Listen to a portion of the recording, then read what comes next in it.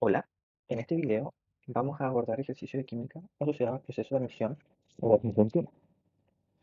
En este caso vamos a resolver ejercicios que están enfocados en la unidad de mezclas y soluciones, específicamente abordando temas como solubilidad y las propiedades coligativas.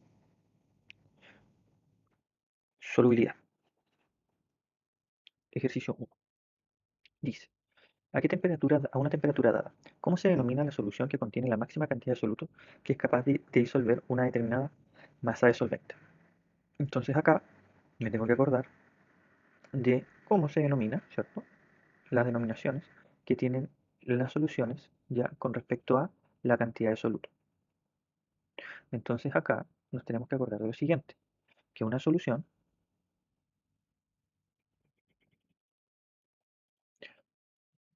puede clasificarse, puede tener tres tipos de clasificación, ¿ya? La primera de ellas es insaturada.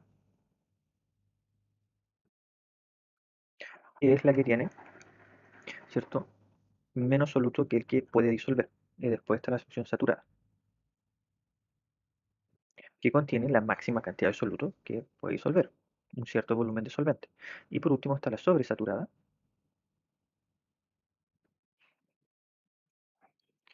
ya que aquí sobrepasa la máxima cantidad de soluto que puede disolver, ¿ya? Si nosotros somos más, digamos, específicos, ya la insaturada como la solución saturada pueden clasificarse como una mezcla homogénea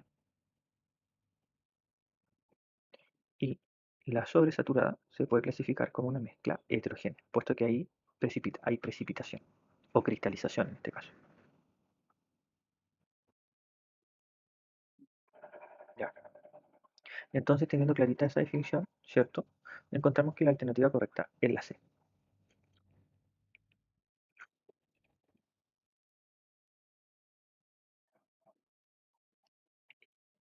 Ejercicio 2. Dice, en el siguiente gráfico se muestra la variación de la solubilidad de diferentes sustancias con la temperatura. Entonces tenemos una gráfica que nos muestra la variación que tiene la solubilidad con respecto a la temperatura de M, T, X, Y y Z. Al respecto, es correcto afirmar que la solubilidad A, X sobre 30 grados Celsius no varía. Y si nosotros nos fijamos en X, ya siempre va variando. Por ende, eso es incorrecto, porque siempre va variando. Entonces se descarta. B, Y se incrementa sobre los 40 grados Celsius. Si ustedes se fijan en la solución Y, ¿ya? Aquí la tendencia es que siempre va disminuyendo, ¿ya? Entonces, esto es incorrecto, puesto que siempre disminuye,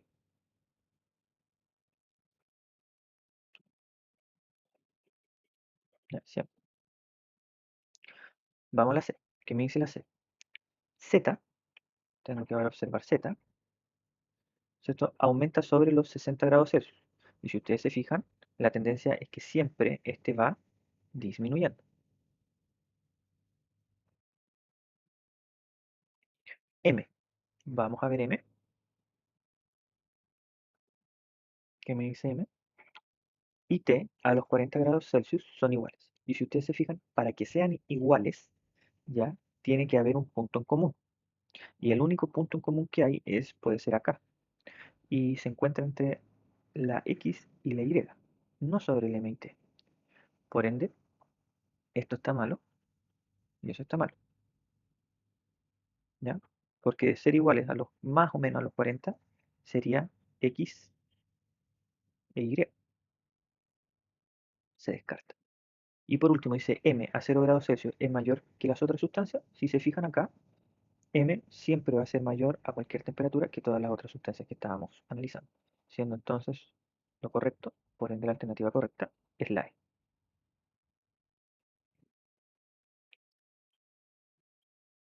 Ejercicio 3. En el siguiente gráfico se muestra la curva de solubilidad de nitrato de potasio, KNO3, en función de la temperatura. Además, se muestran 5 mezclas N, M, R, S y T que contienen diferentes masas de nitrato de potasio en 100 gramos de agua, ¿ya? Analizando el gráfico, es posible, es posible afirmar que las mezclas en que no se disolvió completamente el nitrato de potasio son, entonces aquí hay que tener en cuenta de que me dicen de que no se disolvió, ya, completamente. Entonces, cuando una sal no se disuelve completamente, quiere decir que estamos hablando de una mezcla, ¿cierto? Que tiene la clasificación de sobresaturada,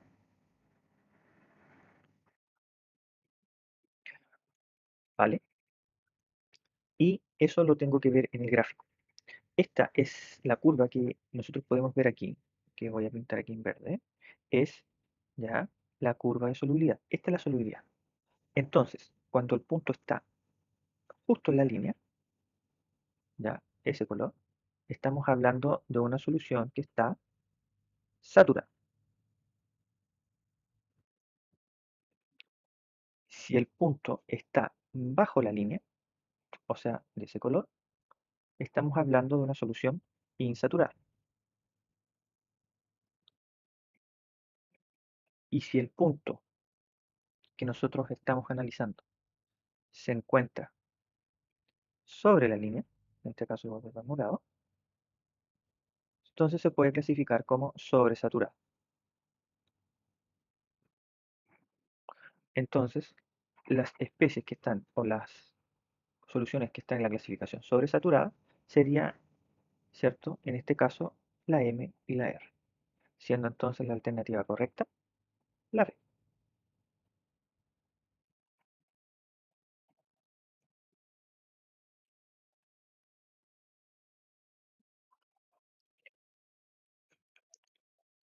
Ejercicio 4. Dice, la siguiente tabla presenta los valores de solubilidad ya de bromuro de potasio y de yoduro de potasio a diferentes temperaturas. Entonces tenemos temperaturas, ¿cierto? En una columna con diferentes y la solubilidad que presentan en 100 gramos de agua de bromuro de potasio y la solubilidad que presentan yoduro de potasio, ¿cierto? En 100 gramos de agua. Súper bien. De acuerdo con la tabla, ¿cuál de las opciones presenta una clasificación correcta para los sistemas 1 y 2? Entonces, ¿cuáles son los sistemas 1 y 2? Sistema 1, ¿cierto? Sistema 2. Ya. Si analizamos el sistema 1, ¿ya? Tengo 100 gramos de bromuro de potasio en 100 gramos de agua, entonces esto es igual. Siempre fíjense en la cantidad de agua. Acá nosotros tenemos 100 gramos de agua y acá nosotros tenemos 100 gramos de agua. Bien. Y lo otro que está a 80 grados Celsius y por ende me tengo que fijar en esa columna. ¿Ya? ¿Cómo es entonces la solubilidad? Máximo yo puedo tener 100 gramos de bromuro de potasio. ¿Y cuánto agregué? 100 gramos. Entonces está justo en el punto. Por ende, el sistema 1 se le va a clasificar como ya saturado. Vamos a ver entonces ahora el sistema 2. En el sistema 2 ya yo tengo 190 gramos de KI y en 100 gramos de agua. Entonces siempre me tengo que fijar en eso. Entonces si tengo 100 gramos de agua, aquí también tengo 100 gramos de agua, solamente me tengo que fijar en la temperatura. Y en este caso, la temperatura, ¿cierto? Sería 20 grados Celsius. Por ende me tengo que fijar solo en esa parte. ¿Cuánto es lo máximo que yo puedo solubilizar a esa temperatura? 145, ¿cierto? Gramos de yoduro de potasio. Como aquí estoy solubilizando más, ya me sobra. Por ende, la clasificación que tiene esta, este sistema es sobresaturado, porque estoy tratando de mezclar más de lo que realmente me soporta esa cantidad de solvente. Por ende, si me fijo en las alternativas, la correcta clasificación sería la alternativa.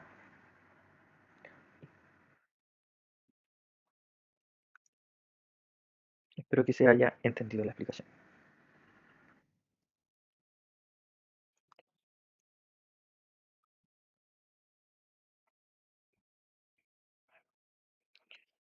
Ejercicio 5.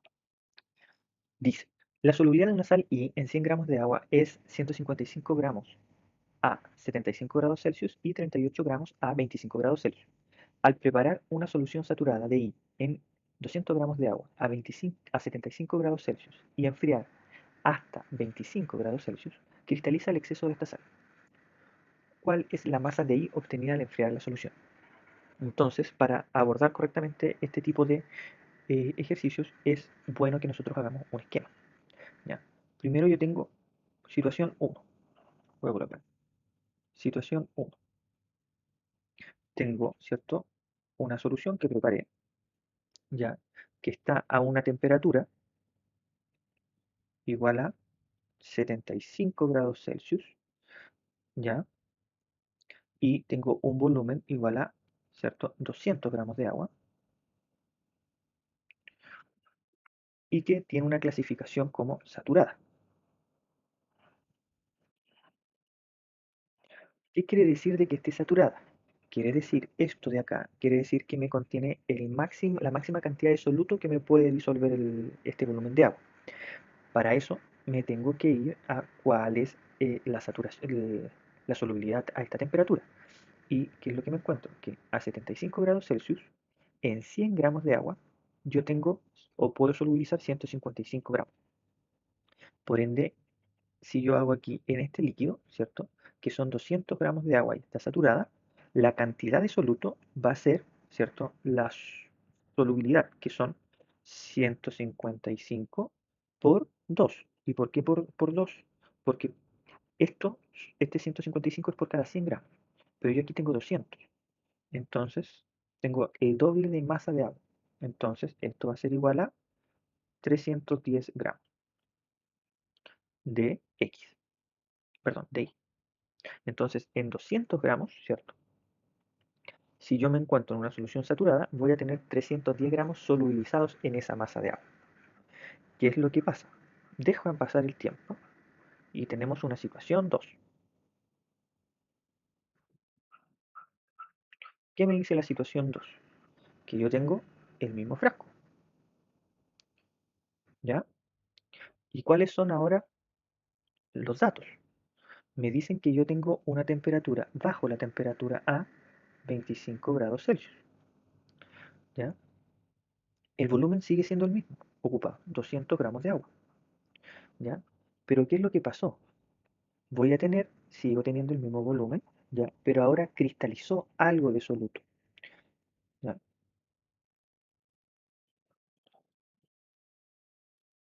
Ya que al bajar la temperatura, disminuye la solubilidad. Ahora yo no puedo contener 155 gramos, sino que lo máximo que puedo contener son 38 gramos a esta temperatura, 25 grados Celsius. Por ende, ¿ya? Tengo que saber cuántos gramos, ¿ya? Yo puedo obtener o tengo en esta parte de la solución, ¿cierto? Que está, digamos, saturada, y con eso también voy a poder sacar lo que precipitó. ¿Por qué? Porque si yo tengo 200 gramos, lo máximo que yo voy a poder solubilizar en 200 gramos de esta sal son 2 por 38. Y eso va a ser igual a 76 gramos. ¿Ya? Entonces, ¿cómo yo puedo obtener lo que cristalizó? Lo que cristalizó va a ser igual a lo que yo tengo originalmente en solución, que son 310 gramos, menos ya lo que yo puedo contener a esta temperatura, que es menos en solución, que es un total de 76 gramos. Si yo hago la resta, ¿cierto? Me voy a encontrar de que yo pude cristalizar ya un total de 234 gramos de I, siendo entonces la alternativa correcta la E.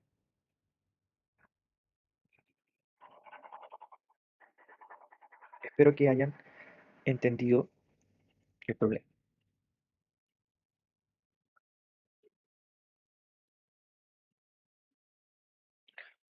Ejercicio 6. Me dice, en el siguiente gráfico se muestra la presión atmosférica en 4 localidades que se encuentran a distintas altitudes, en metros sobre el nivel del mar. Tenemos el puerto de Valparaíso, La Paz, Cerro de Pasco y el Monte Everest. Se sabe que la relación entre la presión y la solubilidad de un gas X en agua sigue la siguiente tendencia. ¿Qué nosotros podemos obtener de información leyendo el gráfico? Que a mayor presión, ya voy a tener una mayor solubilidad. Si en cada una de las localidades existieran lagos con un gas tóxico, ¿ya? O sea, un gas, ¿cierto? Disuelto, es correcto afirmar que a la misma temperatura ambiente. Entonces, ¿qué es lo que me tengo que aquí imaginar? Aquí yo tengo un lago, ¿cierto? ¿Ya? Y este lago tendría un gas tóxico, ¿cierto? ¿Qué quiere decir? Que entre más presión haya, más va a estar en el líquido. Entre menos presión atmosférica presente, ya esté presente, ya la solubilidad disminuye. Entonces, al disminuir la presión, disminuye la solubilidad, entonces el gas sale hacia la atmósfera. Entonces, ¿qué podemos concluir? Que entre, de ese análisis, que entre mayor presión va a haber menos contaminación, porque se va a encontrar en el líquido. En cambio, si yo voy disminuyendo la presión, ya en el otro caso, si yo entonces disminuyo la presión, entonces la solubilidad disminuye, por ende aumenta la concentración de este en el aire, ¿ya? Entonces aumenta la contaminación. Son inversamente proporcionales. Entonces, A. En el monte Everest, el gas tendrá el mayor efecto contaminante en el aire cercano al lago que en otras localidades. Y si ustedes se fijan, el monte Everest tiene una presión muy baja en comparación con los otros. Por ende, a menor presión va a haber una mayor contaminación. Por ende, eso es correcto. Siempre cuando uno dice la A es correcta, uno le coloca un puntito y vamos a analizar las otras si es que hay algo que a mí me ayude a ver si la A es la correcta o no. Dice la B. En el puerto de Valparaíso, el aire cercano al lago presenta mayores niveles de contaminación por X que en el Monte Everest. Entonces, si se fijan y si comparamos, el puerto de Valparaíso tiene una mayor presión. Entonces, a mayor presión hay una menor contaminación porque se encuentra en el lago, no sale a la atmósfera. Por ende, presentará, eso es incorrecto, mayores, sino que presenta menores niveles de contaminación. Ojo, que es en el aire. En eso me están pidiendo. Entonces, la descarto, es incorrecta. La C dice, en La Paz y en el Cerro Pasco, el aire cercano al lago tendrá exactamente la misma cantidad de gas. Y para que tengan exactamente la misma cantidad de gas, tendrían que estar a la misma presión. Y como ustedes se fijan, no están a la misma presión. Hay una diferencia. Entonces, tendrían, acá está malo, podríamos colocar aproximadamente. Entonces también se descarta. La D dice, en el Cerro Pasco, cerca del lago, el aire estará más contaminado por el gas X que en el Monte Everest. Entonces, si nosotros nos fijamos en el Cerro Pasco, hay una mayor presión, y a mayor presión que en el Monte Everest va a haber una menor contaminación.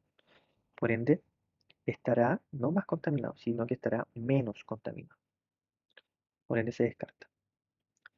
Y por último, la E, que nos dice, la contaminación del aire por el gas X en diferentes lugares nombrados, los diferentes lugares nombrados en orden creciente. Entonces, acuérdense de creciente es de menor a mayor.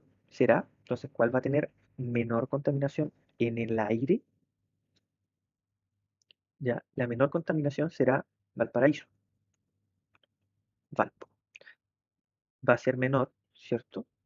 Que La Paz, que le sigue. Después, La Paz es menor que el Cerro Pasco, Cerro. Y esto es menor que el Monte Everest. Entonces, si ustedes se fijan, está acá al revés, ¿cierto? Por ende, es incorrecto. Siendo entonces, ahora sí, seguro, la alternativa correcta, la A.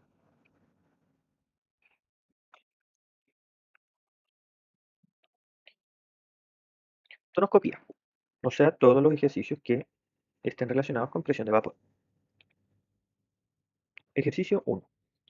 La presión que ejercen las moléculas gaseosas de un líquido cuando la fase gaseosa se encuentra en equilibrio dinámico con la fase líquida corresponde a la presión. Esta es la definición, esta es la definición, ¿ya? De presión de vapor, ¿ya?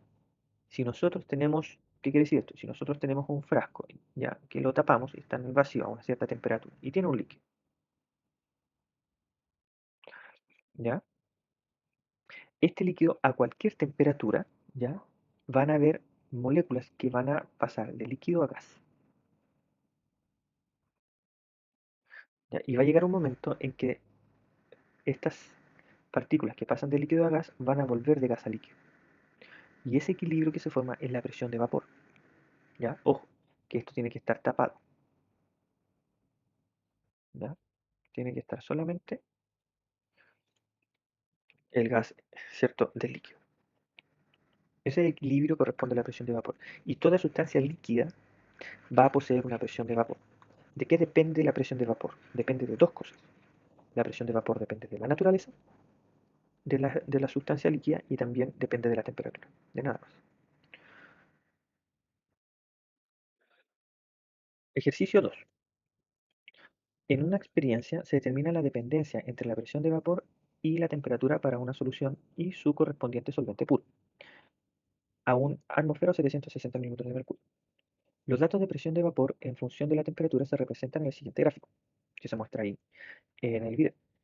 Al respecto, es correcto afirmar que a una misma temperatura se observa la misma presión de vapor para el solvente puro y la solución. Entonces tenemos que ir, por ejemplo, a lo que nos entrega el problema, que es la temperatura 1.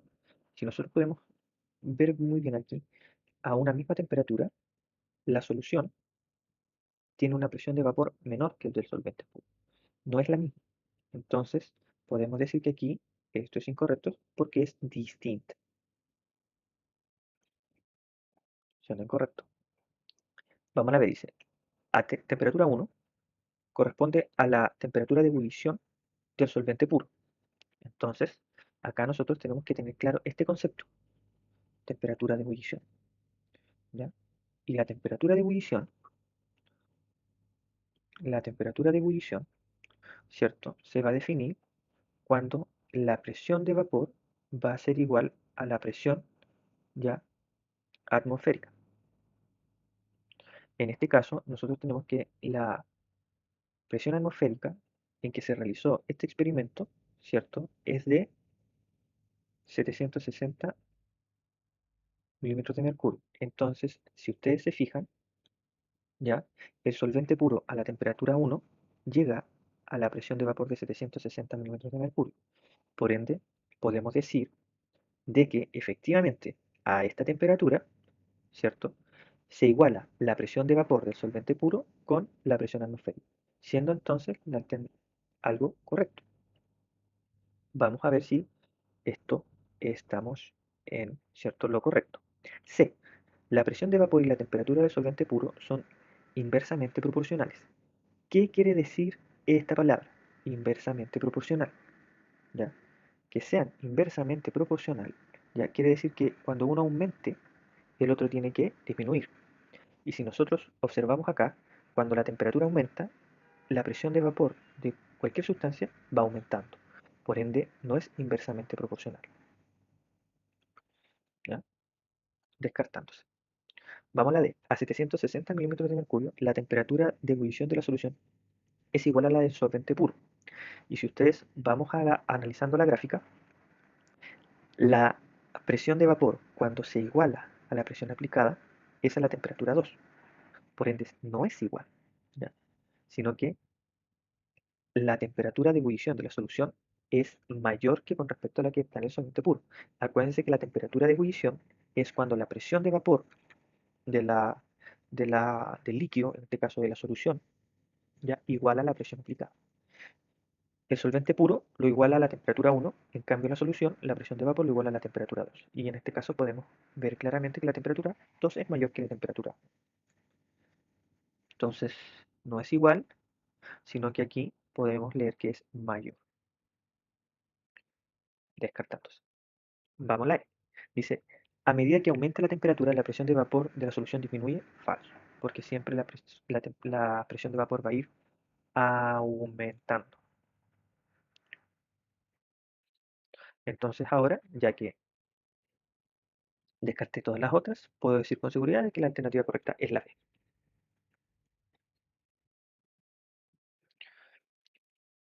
Ejercicio 3. En el gráfico se muestra la variación de la presión de vapor a medida que aumenta la temperatura de dos soluciones, P y Q, formadas por la misma masa de un soluto X y los solventes puros W y Z, respectivamente. Además, las curvas de las dos soluciones se muestran las curvas de los solventes puros. Al respecto, ¿Cuál de las siguientes afirmaciones es una conclusión correcta? A. Dice la temperatura de ebullición de ambas soluciones es mayor que la de sus solventes puros. Entonces, ¿qué es lo que tenemos que hacer? Tenemos que ver y analizar cuáles son las parejas. P es solución de W y Q es una solución de Z. ¿Ya? Entonces, si ustedes pueden observar acá, ¿ya? Y siendo específicos, analizando esto con una línea, ya para que quede más clarito, voy a poder, voy a intentar aquí hacer esto para que quede más clarito posible. ¿Ya? Ahí obtenemos lo siguiente.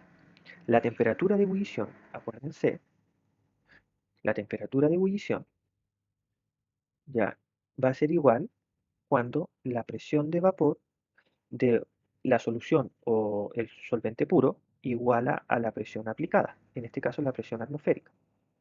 ¿Ya? Entonces, si ustedes se fijan muy bien, en W más o menos tenemos una temperatura de ebullición de 60 grados, 60 y un poco más de 60 grados Celsius. En P, ya, la temperatura de ebullición es, ¿cierto?, un poquito menos que 80 grados Celsius. En Z, ya, la temperatura de ebullición es más o menos, ya, un poquito más allá, mayor de 90. Y por último, en W, control, en W, ¿cierto? Si nosotros hacemos correctamente esto, encontramos de que es un poquito menos de 100. ¿Ya? Pero si se fijan, la solución, ¿cierto?, que ocupa el solvente P es mayor la temperatura de ebullición que con respecto al solvente puro. Y lo mismo pasa en la relación entre Z y Q. Siempre la solución va a tener una mayor, ¿cierto?, punto de ebullición con respecto a la del solvente puro. Por ende, volvamos a leer la alternativa. La temperatura de ebullición en ambas soluciones es mayor que la de sus solventes puros. Eso es correcto. Pero sigamos analizando la otra porque es bueno, digamos, aclarar por qué las otras no son. B dice, a presión atmosférica, ambas soluciones logran su temperatura de ebullición sobre los 90 grados Celsius. Y si ustedes se fijan, la solución, una de las soluciones es P. Soluciones. Lo voy a ir marcando con colores para que lo puedan. Las soluciones son P y Q. ¿Ya? ¿Y qué me dicen? Ambas son no. Una está por bajo los 80 grados Celsius y otra sí está sobre los 90. Por ende, esto es falso. ¿Ya? No son ambas, sino que es solo, ¿cierto? Q. C. La solución P tiene una temperatura de ebullición sobre los 80 grados Celsius. Y si vamos a la solución P, ¿cierto? No está sobre los 80 grados, sino que está sobre, lo podemos colocar, los 70 grados Celsius. Entonces, se descarta. En la D dice, el mayor cambio de temperatura de ebullición se produjo al adicionar soluto X al solvente puro Z. Y como nosotros podemos observar acá, la mayor variación es en realidad cuánto varía, ¿cierto? Y acá nosotros tenemos una mayor variación entre W y P que entre Z y Q. Por ende, no es al solvente puro Z, sino que es al solvente puro W. Ahí se produce una mayor variación, por ende se descarta. Y la E dice, a presión atmosférica, la solución Q tiene una temperatura de ebullición mayor a 100 grados Celsius, y acá es falso, ya que tiene una temperatura de ebullición menor. Entonces ahora sí, puedo decir con seguridad que la alternativa correcta es la A.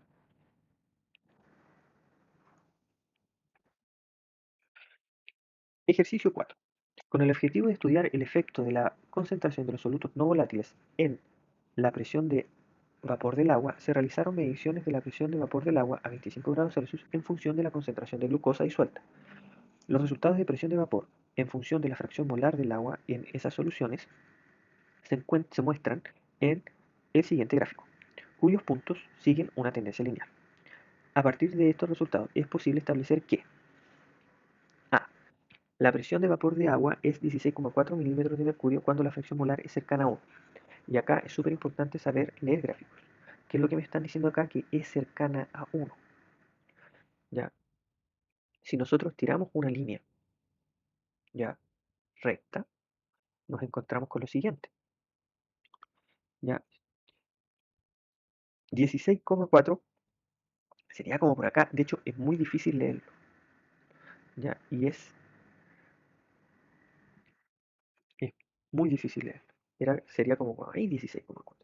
Entonces, si se fijan, ya estamos aquí hablando de 0,7 y me dice cercana a 1. Cercana a 1 sería como este sector. Entonces, es mucho mayor, ya si sigue la tendencia. Es mucho mayor a 16,4. Entonces, esto es correcto, es incorrecto, ¿ya? Es mayor, mucho mayor al 16,4, ¿vale? Vamos a la B. Dice, a medida que disminuye la fracción molar del agua, aumenta la presión de vapor. ¿Hacia dónde va disminuyendo? Hacia este sentido. ¿Qué significa disminuye? Hacia el sentido izquierdo. ¿Y aumenta la presión de vapor del agua? Falso. Porque a medida de que disminuye la fracción molar del agua,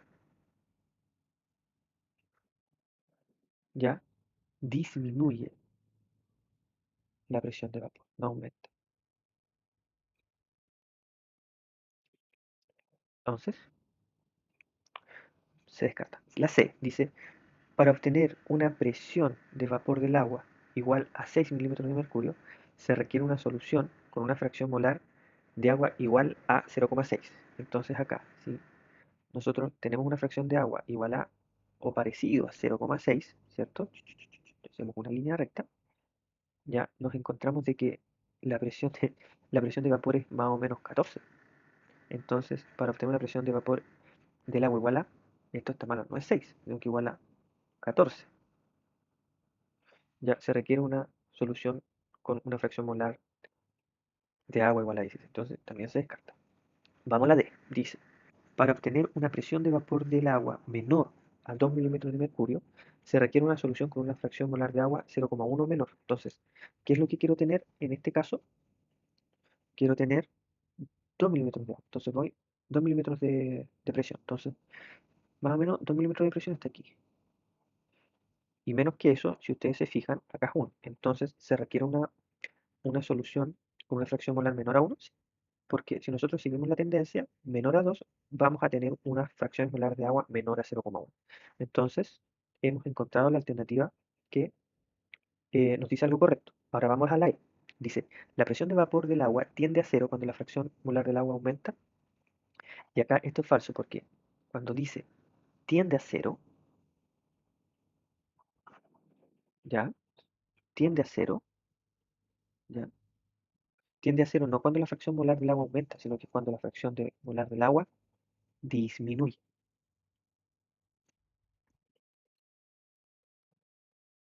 Entonces, se descarta. Entonces, ahora sí, puedo decir, ¿cierto? Que efectivamente la alternativa correcta es la D. Espero que le haya aclarado el ejercicio.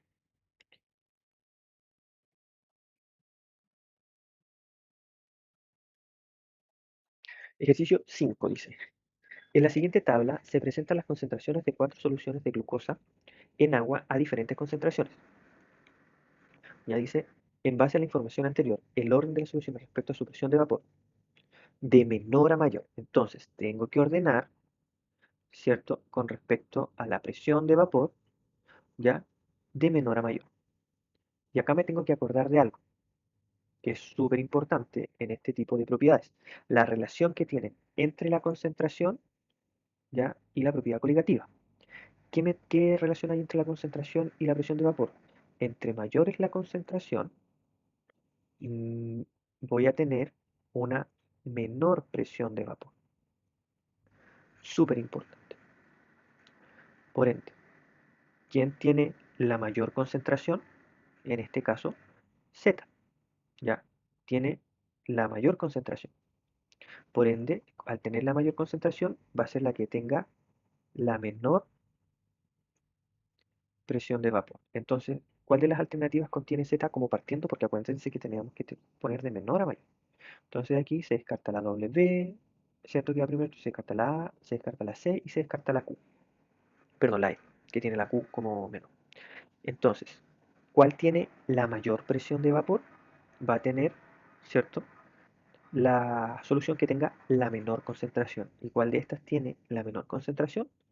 W. Entonces W va a ser la que contenga la mayor presión de vapor, siendo entonces la alternativa correcta, ¿cierto? La D, descartándolas. Con este dato, con este razonamiento, este problema no deberían tardar mucho tiempo en desarrollar. Acuérdense de esto. A mayor concentración, menor será la presión de vapor y viceversa. Entre menor sea la concentración, mayor será la presión de vapor.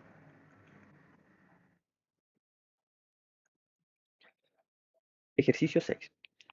Los siguientes esquemas representan la relación entre un soluto no volátil y un solvente para tres soluciones P, Q y R. Respecto de lo anterior, ¿cuál es el orden de las soluciones de acuerdo a sus presiones de vapor de menor a mayor? Entonces acá tengo que ordenar respecto a las presiones de vapor de cada una de las soluciones de menor a mayor. ¿Qué me tengo que acordar? Me tengo que acordar de que a mayor concentración voy a tener una menor presión de vapor. Entonces, pregunta, ¿qué era concentración? Bueno, concentración era, ¿cierto?, una proporción de soluto que yo tenía en solución. Entonces, si yo hago una representación de la concentración que tiene cada una de estas soluciones, me queda lo siguiente. En P yo tendría, ¿cierto?, tres solutos en 1, 2, 3, 4, 5, 6, 7, 8, 9, 10. En 10 de solución. Siguiendo la misma, en Q tendría 4 en 15. Y acá tendría 2 en 5. ¿Vale? ¿Cuál es el problema? Que como a mí me piden ordenar de menor a mayor por presión de vapor, tengo que saber cuál de estas concentraciones es mayor y cuál de estas concentraciones es menor. Como están aquí, ya yo no las puedo comparar. Por ende, ¿qué es lo que tengo que hacer? Amplificarlas para que tenga un denominador en común.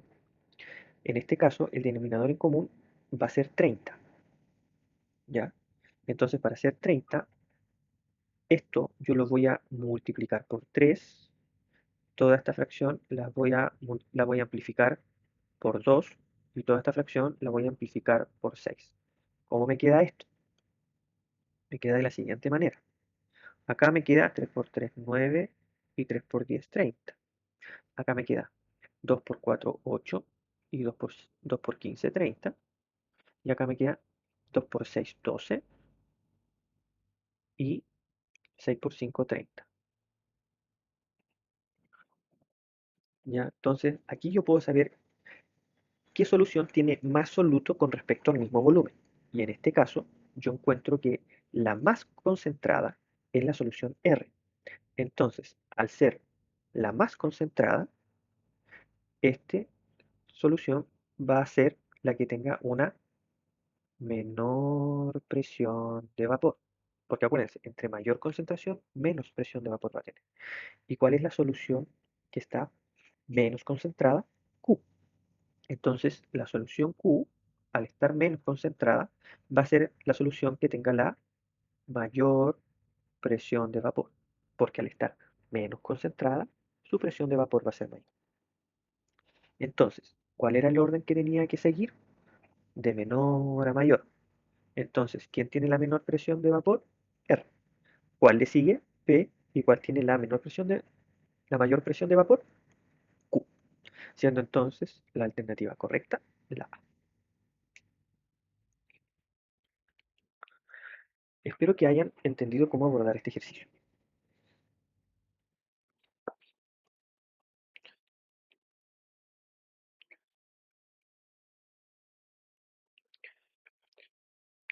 Ahora vamos a ver ejercicios de bulloscopía y crioscopía. Ejercicio 1. Si al agua hirviendo se le agrega una cantidad adecuada de sal, es posible observar que ésta deja de hervir. Al respecto, ¿cuál de las siguientes opciones permite explicar este fenómeno? Aumento de la solubilidad del soluto en agua. Si bien eso es verdad, aquí me están hablando de por qué el agua dejó de hervir. Y eso es porque está ocurriendo algo. Yo al agregar soluto, y aquí voy a hacer lo siguiente, ¿ya? Si yo tengo, por ejemplo, agua, ¿ya? Ustedes tienen que saber que el agua tiene dos puntos que siempre los relacionan en las pruebas, que es el punto de ebullición, ¿ya? La temperatura de ebullición, que es 100 grados Celsius, y la temperatura de ebullición, que es 0 grados Celsius. Cuando yo agrego un soluto a un volumen de agua, quiere decir de que yo voy a aumentar, ¿cierto?, a otra temperatura X, la temperatura de ebullición, y a su vez disminuyo el punto de congelación. Y este delta de temperatura va a ser igual a la molaridad por una constante por I. Y también esta diferencia de temperatura entre la original y la de la solución va a ser igual a la molaridad por una constante por I. Entonces, ¿qué es lo que le pasa o por qué deja de hervir? Porque aumenta la temperatura de ebullición o aumenta el punto de ebullición. Entonces le va a costar más llegar. Por ende, aquí, con esta explicación, la alternativa correcta sería la D.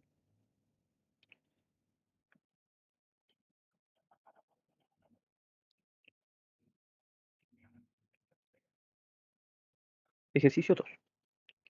Se sabe que en países en los cuales se registran periodos prolongados de nevazones, se agrega sal en las carreteras. ¿Cuál de las siguientes opciones corresponde a una explicación de esta acción? Ya, aquí, como ustedes están viendo, y como han visto en las películas, yo creo, empiezan a tirar sal, ¿ya? Y eso es porque el soluto disminuye el punto de congelación. Ya no es a 0 grados Celsius en el agua, sino que es menor a esa temperatura, ¿ya? Es por eso que la nieve no se encuentra como sólida, sino que se vuelve a estado líquido. Entonces, siguiendo esa premisa, la alternativa correcta sería la E.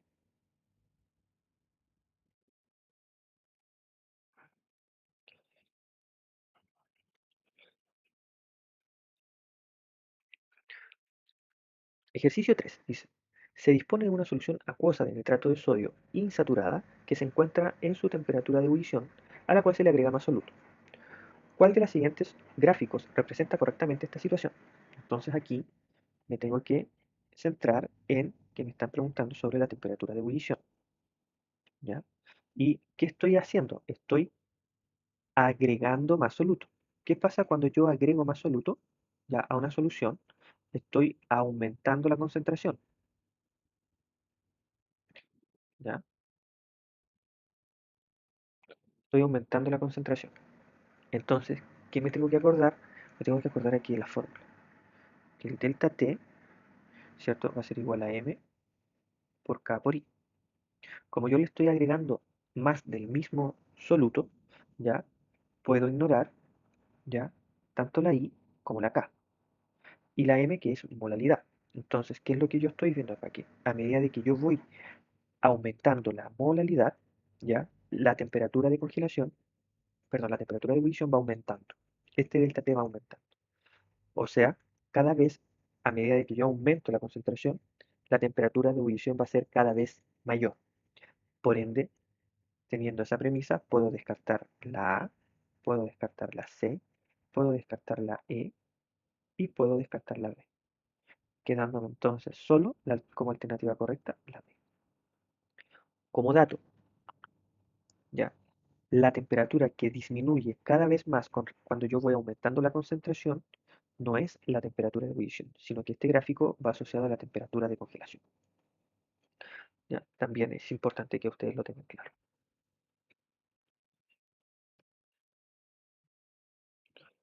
Ejercicio 4. En el siguiente gráfico se representa la relación entre la temperatura de congelación y la masa de mx agregada en forma progresiva a 1 ml de agua, formando distintas soluciones. ¿Ya? Al respecto, es correcto afirmar que al aumentar la masa de mx aumenta la temperatura de congelación. Entonces, al aumentar la masa, yo estoy aquí, en este caso, estoy aumentando la concentración. Y como ustedes ven, cuando yo aumento la masa, el punto de congelación va siendo cada vez menor que cero. Por ende, no es que aumente la temperatura de congelación, sino que disminuye. Por ende, es incorrecto. B. Si se agrega más mx a la solución I, ¿ya? ¿La temperatura de congelación aumenta? No, porque acabamos de decir que si nosotros observamos el gráfico, a medida que aumenta la concentración, el punto de ebullición cada vez va a ser menor. Entonces, la temperatura de congelación acá disminuye.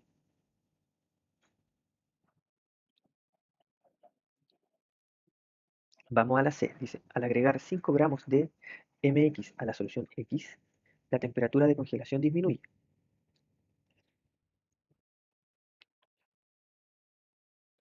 A la solución Z, yo le agregué 5 gramos, que más o menos aquí tenemos, si seguimos la línea, ya tenemos 5. Y le agrego 5 más, entonces vamos a 10. ¿Y qué es lo que le pasa a la temperatura de congelación? Obviamente disminuyó. Así que puede ser la alternativa correcta. Vamos a la D, ¿ya? Para ver si estamos en lo correcto. ¿Qué me dice la D? La temperatura de congelación del solvente en la solución aumentará al evaporar agua. Cuando yo evaporo agua, esto es súper importante tener clarito, cuando yo evaporo el agua, disminuyo solvente. Entonces, al evaporar agua, yo aquí estoy aumentando la concentración. ¿Y qué yo estoy viendo acá? Que a medida de que yo agrego más soluto, o sea que aumento la concentración, la temperatura de ebullición, perdón, la temperatura de congelación va disminuyendo. Por ende, esto está incorrecto, ya que la temperatura de congelación disminuye a medida de que yo aumento la concentración. Por último, la E dice, el solvente en la solución I tiene mayor temperatura de congelación que la solución Z. ¿Y tiene mayor temperatura de congelación? No, porque la I tiene mayor concentración. Y al tener mayor concentración, va a tener una menor temperatura de congelación que la solución Z. Por ende, ahora sí, puedo decir que la alternativa C es la correcta.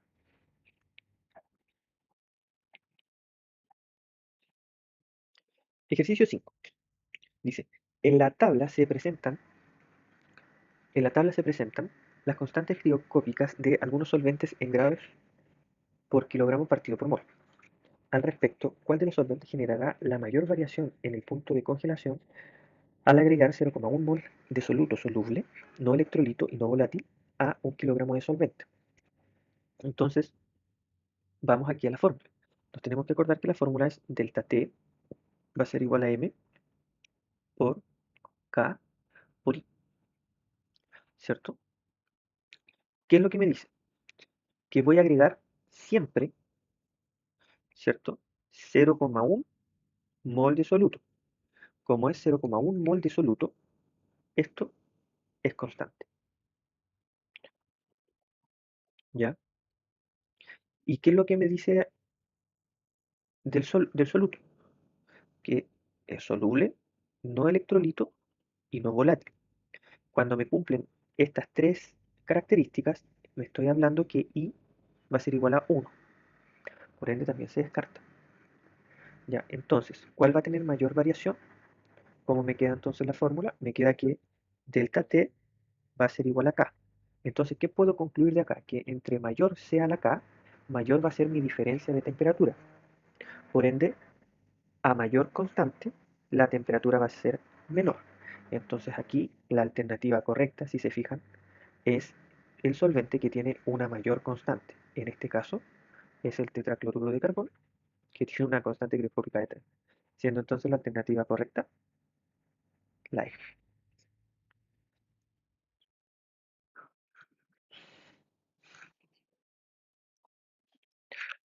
Ejercicio 6.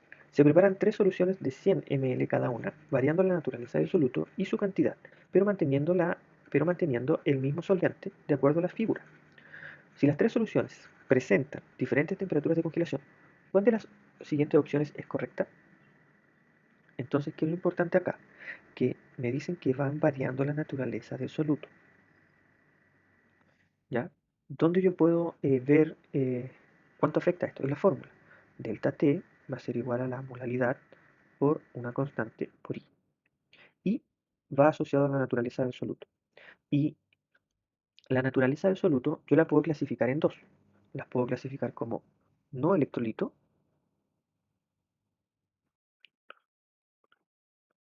en donde su I siempre va a ser igual a 1.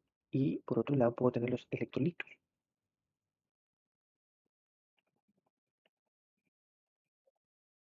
que acá su I va a ser distinto de 1.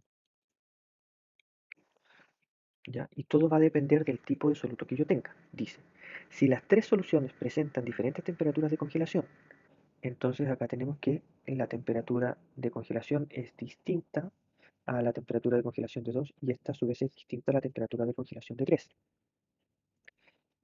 Ya dice la alternativa A, dice el descenso de la temperatura de congelación observado siempre será mayor en el sistema 3.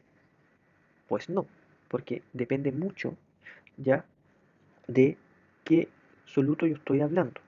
¿Qué quiere decir esto? Por ejemplo, si en yo tengo un soluto, eh, por ejemplo, el Ca, el cloruro de calcio, CaCl2, yo en solución no voy a tener CaCl2, sino que esta molécula se va a dividir en iones. Se va a dividir en dos iones de Cl menos y en un ion de Ca. Entonces acá en total yo voy a tener 3, que ese 3 va a ser igual a I. Entonces la variación de la temperatura se va a ver multiplicada por 3. Si yo esto, ya, acá utilizo por ejemplo azúcar, glucosa, C6H12 o 6, ya, como no se separa, su I va a ser igual a 1. Entonces, no siempre va a ser igual, va a depender de qué tipo de soluto, ya, yo utilice en cada una de las soluciones. Entonces, esta es incorrecta. La B dice, el descenso de la temperatura de congelación observado en los sistemas 1 y 2 siempre será el mismo. No, puesto que también depende de la naturaleza del soluto, como hemos podido observar. En uno puedo tener un mol de azúcar y un mol de sal, de cloruro de sodio, y no van a tener la misma temperatura de congelación, puesto que depende de la naturaleza del soluto. C, al analizar los sistemas 1 y 2, el mayor descenso en la temperatura de congelación se alcanzará si uno de los solutos es de naturaleza iónica, y así es efectivo, ¿ya? Porque si yo veo el sistema 1 y 2, ¿cierto? Que tienen cada uno de estos un mol, ¿ya? Entonces tengo eso constante, y lo único que va a variar es el I, ¿ya? Si en uno utilizo azúcar y en uno utilizo esta misma especie, ya en el que tiene la especie electrolítica, o sea, la especie iónica, siempre va a ser mayor con respecto si yo tengo la misma concentración molar. Por ende, esa es algo que suena muy bien. Vamos a la D. Dice, el descenso en la temperatura de congelación del sistema 2 nunca podrá ser equivalente al alcanzado por el sistema 3. Y sí, puede ser, por lo mismo, si el sistema I utiliza un soluto iónico o electrolito y el Z utiliza un no electrolito, es posible de que ambos puedan alcanzar la misma temperatura de congelación. Por ende, ya eso es falso. Podría, dependiendo si se utilizan los solutos adecuados. Y la E, la naturaleza iónica o no iónica de los solutos X y Z no afecta la magnitud, de hecho afecta la magnitud. Depende netamente también de la naturaleza del soluto. Siendo entonces, ahora sí, la alternativa correcta, la C.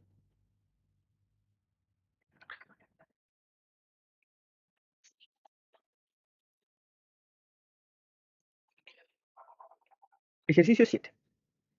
Se preparan 5 soluciones de igual concentración molar empleando solutos no volátiles y no electrolitos de acuerdo con la siguiente tabla.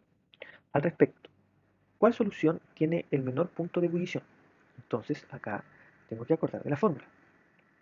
Delta T va a ser igual a M por K por I. Como me dicen no volátil y no electrolito, esto va a tener un valor de 1. Y solamente tengo que ir analizando tanto el punto de congelación con la constante, puesto que también me dicen que va a tener igual concentración molar, entonces eso lo incluyo. Entonces, delta T va a ser igual a K, ¿cierto? ¿Qué es lo que me están pidiendo? Me están pidiendo que tenga que tener el menor punto de ebullición. ¿Ya? La solución que tenga el menor punto de ebullición. Entonces, si analizamos los puntos de ebulliciones, ¿ya? Vamos a descartar todos los puntos de ebullición que tengan, eh, todos los solventes que tengan un mayor punto que se escapen. Entonces, en este caso se descarta la solución 1, porque el agua está 100, el ácido acético, ¿ya? Ya que estos dos se escapan de los otros tres, que es el benceno, el etanol y el ciclohexano. ¿Ya? Y de estos, ¿cuál voy a elegir? Voy a elegir cuál tenga la menor constante, porque acuérdense que la constante era como la sensibilidad, cuánto va variando con respecto a cuando yo agrego un poco de soluto. Y si ustedes se fijan, como me están pidiendo el menor punto de ebullición, voy a elegir de los que me quedan, ya el que tenga la menor sensibilidad. Con este criterio puedo descartar tanto la solución 5 como la solución 2. Entonces acá descarto la A, la B, la D y la E, quedándome entonces como alternativa correcta la C.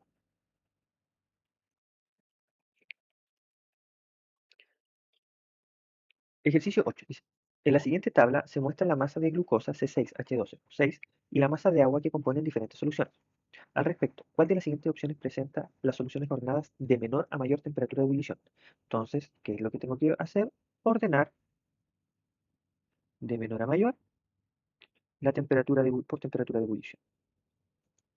¿De qué es lo que me tengo que acordar? De que, ya, a medida de que yo aumento la concentración, ya, acá aumento la temperatura de ebullición. Ya, esa es directamente proporcional. ¿Cómo era la concentración? La concentración era la masa de soluto que yo tengo con respecto a la masa de solvente o a la masa de solución. Entonces, para yo poder tener un criterio de cuál de estas soluciones esté más concentrada, es que tenga la mayor proporción de soluto con respecto al mismo volumen de solvente o de solución. Entonces, ¿qué es lo que vamos a hacer acá? Vamos a amplificar cada una de estas soluciones con el fin de igualar la masa de agua. Entonces, siguiendo ese criterio, acá yo tengo que multiplicar todo por 20, acá tengo que multiplicar todo por 5 y acá por 1. Y así todo me va a quedar en 1000. Esto me queda 1000 y esto me queda 40. Esto me queda 1000 y esto me queda 60. Y esto me queda 1000 y esto me queda 12,5. Entonces, ¿quién tiene más soluto con respecto ahora a la misma cantidad de agua, de solvente? Es la 2. ¿Ya? Entonces, ¿cuál va a tener la menor temperatura de ebullición? La menor temperatura de ebullición es la que esté menos concentrada. ¿Y cuál va a ser la solución que tenga la mayor temperatura de ebullición? Es la que esté más concentrada. ¿Cuál es la que está menos concentrada? Es la 3. ¿Cuál es la que le sigue? La 1. ¿Y cuál tiene una mayor concentración? La 2. Entonces la 2 va a tener la mayor temperatura de ebullición. ¿Cuál sería entonces la alternativa correcta? La D. La 3 tiene menor temperatura de ebullición que la 1 y la 1 a su vez tiene menor temperatura de ebullición que la 2. Espero que les haya quedado claro.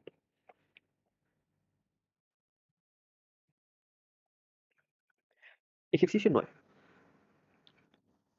A una atmósfera, la temperatura de ebullición de una solución acuosa 3 mol kilogramo de un soluto no iónico y no volátil, considerado la constante ebulliscópica de 0,52 es, entonces acá me están hablando de la temperatura de ebullición. Temperatura de ebullición. Ya, entonces me tengo que acordar de que el delta T va a ser igual a la molaridad por la constante por I. Como me dice soluto no iónico y no electrolito, entonces eso lo tomo como 1 o lo ignoro. ¿Qué es lo que tengo que hacer entonces? Reemplazar, porque delta T es lo que voy a andar buscando. ¿La molaridad me la dan? Sí, que es 3. ¿Por la constante me la dan? Sí, que es 0,52. Entonces, ¿cómo me queda esto? Delta T va a ser igual a 3 por 5 son, o sea, 3 por 2 son 6, ¿cierto? Y 3 por 5 son 15, entonces me quedaría 1,56. Pero esa es la diferencia. ¿Qué tengo que tener aquí clarito? Porque hay un distractor ahí muy, muy poderoso. De que, voy a hacer aquí el esquema. Yo tengo el agua que está huyendo a 100 grados, ¿ya? Y me dicen que esta diferencia de acá es 1,56. Por ende, la nueva temperatura de ebullición yo le tengo que sumar esto. Entonces, para que tenga ese delta, la nueva temperatura de ebullición tendría que ser 101,56. ¿Ya? Acuérdense que esto es el delta. No es la temperatura nueva de ebullición, sino que es la diferencia de temperatura. Por ende, la alternativa correcta en este caso es la E.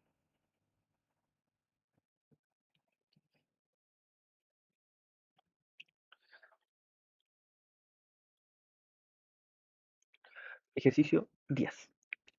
¿Cuál es la concentración molar en mol kilogramo de una solución acuosa que presenta una temperatura de ebullición de 100,4 grados Celsius? Y me entrega la constante de ebullición que es 0,5. Entonces, ¿de qué me tengo que acordar acá? De que el delta T va a ser igual a la molaridad por la constante por X. Como a mí no me entregan absolutamente ninguna información de I, asumo que es 1. Entonces la omito. Ahora, si se acuerdan, ¿ya? Yo tengo acá el agua que siempre voy a 100 grados y me dicen de que una solución acuosa, o sea, tiene algo, tiene una concentración, tiene soluto, presenta una temperatura de ebullición de 100,4. Entonces, la diferencia de temperatura, o sea, el delta T, la diferencia entre 100 y 100,4, va a ser igual a 0,4. Y es el dato que tengo que yo reemplazar acá en la fórmula. Entonces, ¿cómo me quedan aquí los datos? 0,4 va a ser igual a m, que es lo que ando buscando en mi incógnita, por la constante que es 0,5. Despejo, como despejo, paso que esto está multiplicando para acá dividiendo, y me queda que 0,4 partido 0,5, ¿cierto? Va a ser igual a x. Si les complica hacer este tipo, pasen una de los decimales a fracción. Yo voy a pasar el 0,5 a fracción. ¿Cómo me queda? 0,4 partido un medio. Y acá hago la regla de la oreja. Este que está dividiendo en la división de la división pasa para arriba multiplicando, quedando como 0,4 por 2 dividido 1. Y eso es igual a 0,8, que va a ser igual a mi x, que va a ser igual a mi concentración molar. Siendo entonces la alternativa correcta la D.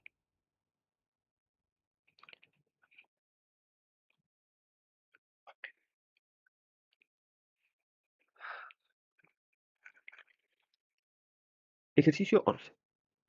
Una solución acuosa de un soluto no volátil, cuyo comportamiento se supone ideal, tiene una temperatura de ebullición de 100,26 grados Celsius. Si los valores de Ke y Kc para el agua son respectivamente 0,52 y 1,86 mol, ¿cierto? Grados Celsius kilogramo. ¿Cuál es la alternativa? ¿Cuál es? Acá va algo mal.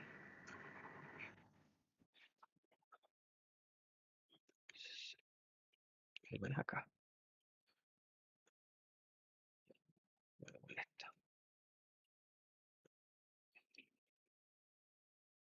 Ya, pero Ejercicio 11. Una solución acuosa de un soluto no volátil cuyo comportamiento se supone ideal tiene una temperatura de ebullición de 100,26 grados Celsius. Si los valores de Ke y Kc para el agua son respectivamente 0,52 y 1,86, ¿cuál es la temperatura de congelación de la solución?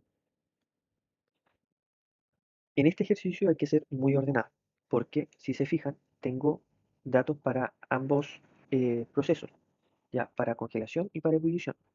Pero lo que tengo que tener claro es la fórmula. Y la fórmula es delta T, que va a ser igual a M por la constante por I. Otra cosa que tengo que tener clarito es la temperatura. La temperatura de ebullición del agua solita es 100 y la temperatura de congelación del agua es igual a 0, ¿ya? Cuando están puros. ¿Qué es lo que viene ahora? Tengo que ver qué información tengo para cada uno de las de los procesos. Para ebullición tengo, bueno, la constante K, que es igual a 0,52, y también tengo la temperatura de ebullición pero de la solución, que es igual a 100,26. Y para la congelación, ya esto lo voy a dividir acá. Para la congelación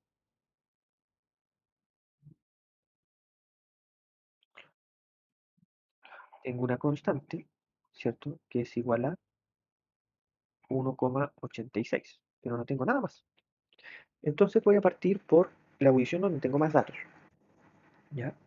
Entonces parto aquí, ¿ya? ¿Puedo saber el delta? Sí, porque me dan la temperatura de ebullición de la solución y también me tengo que saber la temperatura de ebullición del agua cuando está pura. Entonces, con esto puedo saber yo mi delta T, que va a ser igual a 0,26. Entonces ahora ya estoy en condiciones de aplicar la fórmula. ¿Cómo me queda la fórmula? Me queda delta T, que es 0,26, va a ser igual a la molalidad, que no la tengo, por la constante, que es 0,52 por I. Pero a mí me dice soluto no volátil cuyo comportamiento se supone ideal. Y esto, cuyo comportamiento se supone ideal, ya a mí me indica que su I es igual a 1.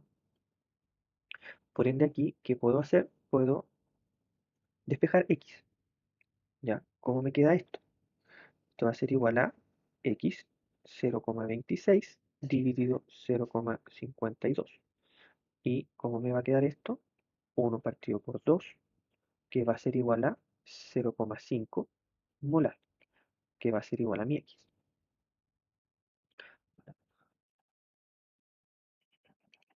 Ahora ya tengo la molalidad de la solución.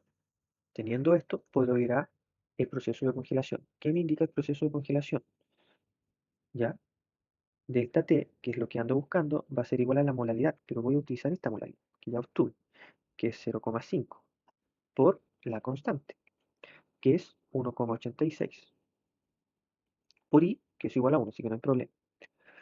Si a uno le complica esto, siempre pasen un decimal a fracción, en este caso un medio por 1,86. Y ahora nosotros podemos ver claramente que es la división por 2, entonces delta T va a ser igual a 0,93.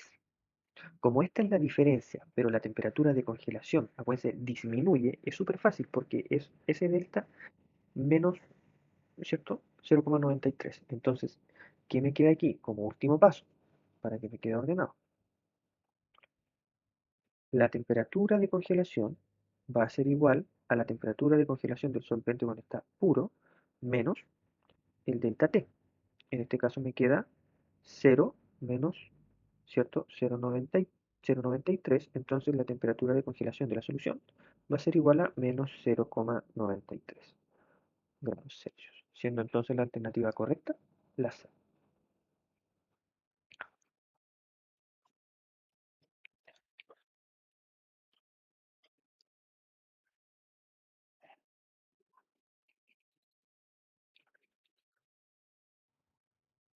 Ahora vamos a ver ejercicios relacionados con la osmosis. Ejercicio 1. Se tienen dos soluciones de igual volumen y diferente concentración preparadas con el mismo soluto y separadas por una membrana semipermeable tal como se muestra en la figura. Para esta experiencia, ¿Cuál de los siguientes esquemas representa correctamente el resultado final del proceso de osmosis? Entonces acá lo que yo tengo que tener muy claro es, ¿cierto?, la definición de osmosis, ¿ya? Y ustedes se acordarán de que la osmosis, ¿ya?, es el proceso en el cual se igualan las concentraciones a ambos lados de una membrana semipermeable. ¿Qué quiere decir esto? ¿Ya? De que solo con el paso del solvente, ya, en ambos lados, en este caso en el lado A y en el lado B, ya, se va a igualar la concentración. ¿Cómo? Por el traspaso de solvente. Entonces, si ustedes se fijan, en el lado A va a haber una disminución de volumen y en el lado B va a haber un aumento de volumen, ya que el gradiente de movimiento es de A a B. ¿Ya? Teniendo eso clarito, vamos a ver cuál podríamos descartar. Descartamos la A, porque en el lado, digamos, izquierdo hay más volumen, y eso no puede ser, y la D. ¿Qué otra cosa más podríamos observar de las otras tres, de la A, tanto de la B como de la C como de la E? Que solamente pasa solvente, no pasa soluto. Entonces, teniendo esa premisa, se descarta la E y se descarta la C, siendo entonces la alternativa correcta la B. Ejercicio 2. La técnica de conservación de fruta en almíbar, solución concentrada de agua con azúcar, se fundamenta en la destrucción de los microorganismos por efecto del medio hipertónico que constituye el almíbar con respecto a la fruta. En base a esta información, ¿cuál de las siguientes opciones es la propiedad de la cual depende este proceso? Acá, la palabra clave es hipertónico, ya que esta palabra ya va asociada a el lenguaje que se utiliza en una de las propiedades coligativas. ¿Cuál es? La presión óptima. Entonces la alternativa correcta es la D. Todo lo que tenga que ver con eh, hipertónico, isotónico, hipotónico va asociada a la osmosis, por ende va a ser la presión osmótica la propiedad coligativa en la que uno puede relacionar de inmediato. Ejercicio 3 dice, ¿cuál de los siguientes procesos industriales corresponde a la aplicación del proceso de osmosis? ¿Ya? Osmosis siempre va a ir relacionado al movimiento de agua, ¿ya? Entonces, o al movimiento de solvente. Y si ustedes pueden observar la alternativa, filtración de partículas gruesas durante la potabilización del agua, aquí no hay, digamos, un movimiento de agua. Extracción de impurezas de aceites con líquidos apropiados, tampoco. Flotación de minerales a partir de concentrados de cobre, tampoco. Cloración del agua para el consumo humano, ahí solamente estamos añadiendo un soluto al agua, nada más. Conservación de alimentos por deshidratación. Y aquí, si ustedes pueden observar, aquí hay un movimiento solo de solvente, el proceso de deshidratación. Por ende, acá nosotros podemos relacionar esa alternativa con el proceso de osmosis.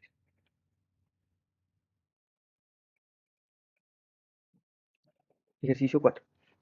A 25 grados Celsius, dos soluciones acuosas de igual volumen, formadas por diferentes solutos, presentan la misma presión osmótica.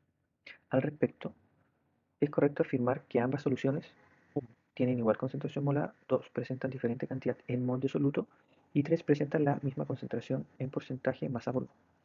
Entonces, ¿cómo tenemos que proceder acá? Ya tenemos que hacer como una igualdad. Ya, como tenemos dos soluciones, ya les vamos a colocar, ¿cierto? Solución A y solución B. Y además que presentan la misma presión osmótica, ¿ya? Por ende, ¿cómo lo vamos a identificar? Hay que acordarnos, por ejemplo, que la fórmula de presión osmótica es pi va a ser igual a m por r por t por i, ¿ya?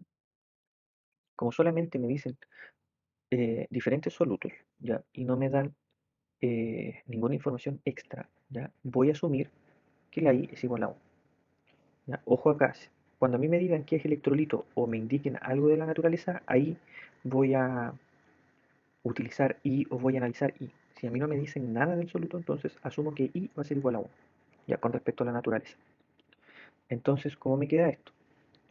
Que la presión osmótica de A va a ser igual a la presión osmótica de B, ¿ya?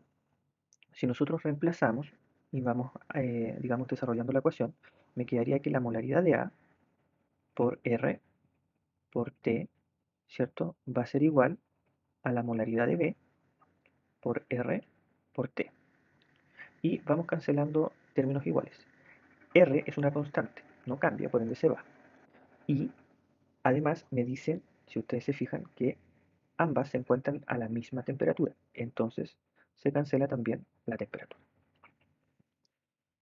¿Cómo me queda entonces el primer desarrollo? De que, o el primer análisis de que la molaridad de A es igual a la molaridad de B. Por ende, ¿tienen igual concentración molar? Verdadero. Vamos a la 2. Presentan diferente cantidad en mol de soluto. Y aquí nos tenemos que acordar de que molaridad, otra cosa, molaridad va a ser igual a mol partido por volumen en litros. Entonces, la molaridad va a ser igual a mol de A partido volumen en litros. Y la concentración molar de B es mol de B partido el volumen en litros. ¿Qué es lo que me dice el enunciado? Que tenemos igual volumen. Por ende, al tener igual volumen, se descarta la B, se cancela la B, quedando entonces que mol de A va a ser igual a mol de B. Entonces, ¿presentan diferente cantidad en mol de soluto? Eso es falso, ya que presentan igual cantidad en mol de soluto. Entonces, ¿cuál es la que no se presenta? ¿Y cuál es la que se presenta? Empecemos a descartar. ¿Solo uno? Ya me sirve. ¿Solo dos? No, porque tiene que tener uno.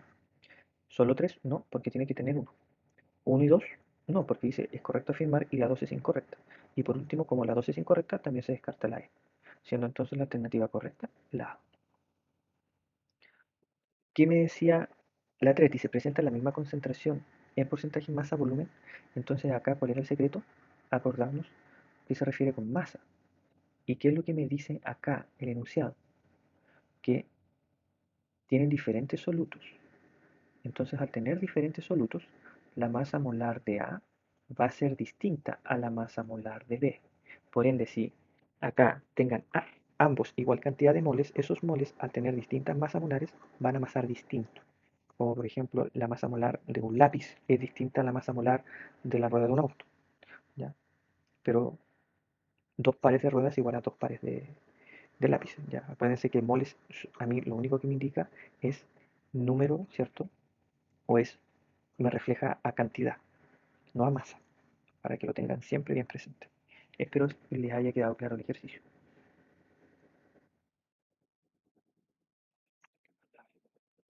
Ejercicio 5. En 2 litros de solución acuosa se encuentran disueltos 12 gramos de CONH2 con una masa molar de 60 gramos mol. ¿Cuál es la presión osmótica de la solución a 27 grados Celsius? Y me entregan también R.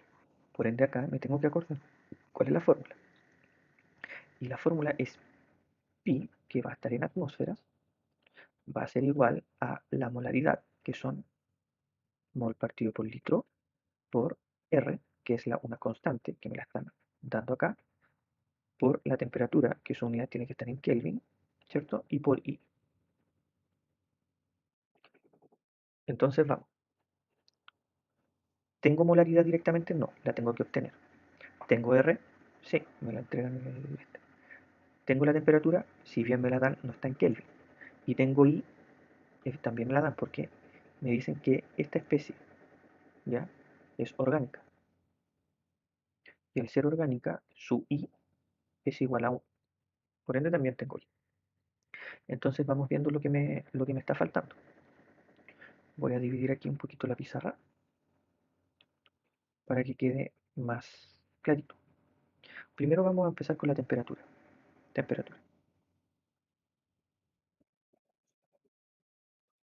La temperatura tiene que estar en Kelvin.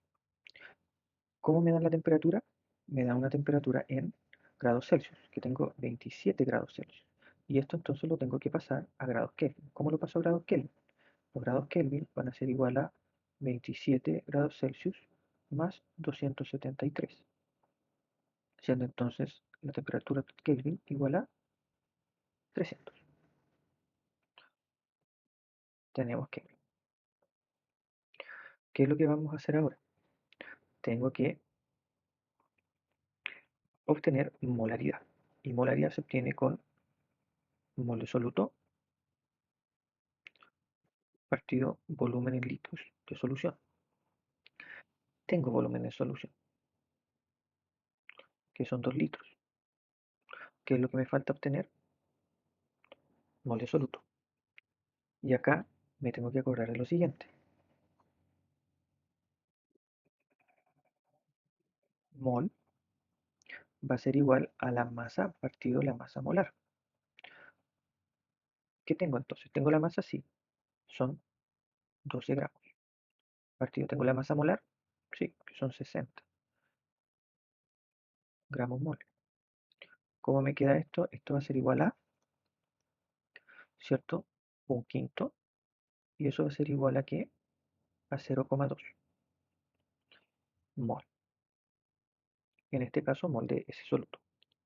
Entonces ahora sí estoy en condiciones para aplicar la fórmula. ¿Cómo me queda la fórmula entonces? Esto me queda igual a ¿cuánto? A mol de soluto, que es 0,2 mol dividido 2 litros, ¿cierto? Y esto en cuanto me queda va a ser igual a 0,1 mol partido por litro. Entonces aquí yo también obtuve la concentración molar, que eran las dos, ¿cierto? Datos que me faltaban para aplicar la fórmula. Entonces, ya teniendo todos los datos, empiezo a reemplazar. ¿Cómo me queda esto? Me queda que pi va a ser igual a la molaridad, que es 0,1, por R, que es 0,082, por T, que es 300, por I, que es 1. Y fíjense acá, si se dan cuenta, aquí hay potencias, ¿cierto? Pero este está multiplicado por 1. Acá hay 0, y solamente acá hay un 1. Entonces, truco, multipliquen ese 82 por 3. ¿Ya? Voy a hacerlo acá. Si ustedes multiplican 82 por 3, 3 por 2, 6. Y 3 por 8, 24. Y aquí se tiene que acomodar solo la coma, ya que solamente hay potencias. Y si ustedes se fijan, el dato que tiene 2, 4, 6 de las alternativas es la C. Entonces la alternativa correcta, ¿cierto? Es la C.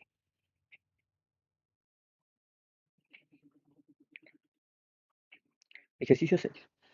Para determinar la masa molar de la hemoglobina es necesario preparar una solución de esta sustancia a concentración conocida.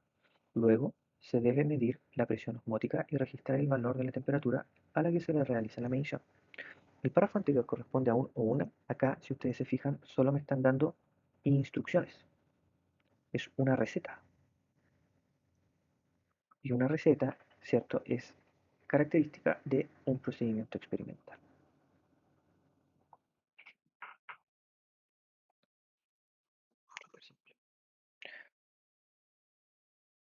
Ejercicio 7.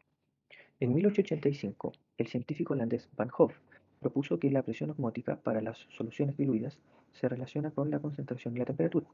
El enunciado por Van Hoff antes de su comprobación corresponde a un o una, y aquí nosotros tenemos que saber algunas características, por ejemplo, y encontrar algunos detalles. Primero dice antes de su comprobación. Entonces, si es antes de su comprobación, no tuvo que haber ni resultados ni nada de eso. Por ende, se descarta la conclusión. ¿Ya? La conclusión siempre viene relacionado a después de un procedimiento experimental. Y aquí es antes de su comprobación, entonces no puede ser una conclusión. ¿Qué otra cosa más? Un problema de investigación. A mí en ningún momento aquí me hablan de un problema, no es una pregunta. ¿Ya? Problema de investigación es una pregunta. ¿Bien? Ya que tampoco puede ser. Tampoco puede ser un marco conceptual, ya que los marcos conceptuales ya van asociados a antecedentes. ¿Ya? Y siempre están entre una hipótesis y una teoría. Y aquí hay que acordarse las características de una teoría. ¿Ya? Una teoría tiene algunas características que son importantes repasar. La primera es que es amplia, ¿ya? Y la segunda es que recibe muchos, ¿ya? O recibe, digamos, muchos aportes, ¿ya? Y como recibe muchos aportes, hay una tercera característica, ¿cierto? Que es importante, es que hay varios científicos, ya, son generales. En cambio, si nosotros vamos a analizar el texto, dice para soluciones diluidas. Y si es para soluciones diluidas, primero esto me está diciendo que es algo específico. Es específico,